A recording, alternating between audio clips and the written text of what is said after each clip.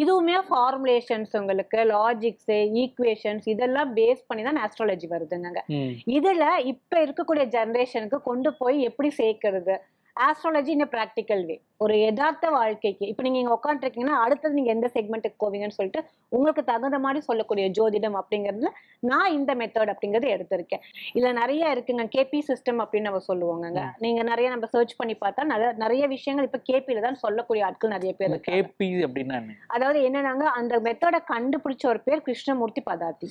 ஓகேங்களா? அந்த மெத்தட கண்டுபிடிச்ச ஒரு பேர்.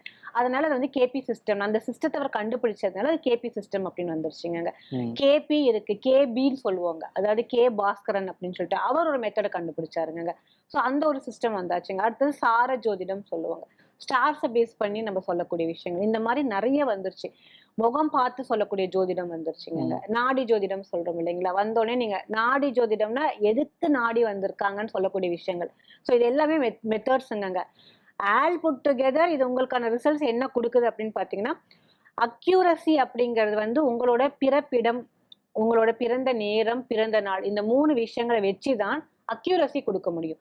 இந்த நாள் இந்த நேரம் இந்த துறையில நீங்க போவீங்க, உங்களுக்கு இதுதான் நடக்கும், உங்களுக்கு இதுதான் பிரச்சனைகள் வரும், இதுதான் உங்களுக்கு ஸ்மூத்தான ஒரு வழின்னு சொல்லக்கூடிய விஷயங்கள் தான் இப்ப இருக்கக்கூடிய சிஸ்டம். சோ நான் வந்து மெயினா இந்த ஸ்டார்ஸ் அதாவது சாரங்கள்னு சொல்லுவாங்க, சார ஜோதிட முறைகள்ல வந்து நான் தேர்ச்சி பெற்றிருக்கேன். நான் அதுதான் பிராக்டிஸும் பண்ணிட்டு இருக்கேன்.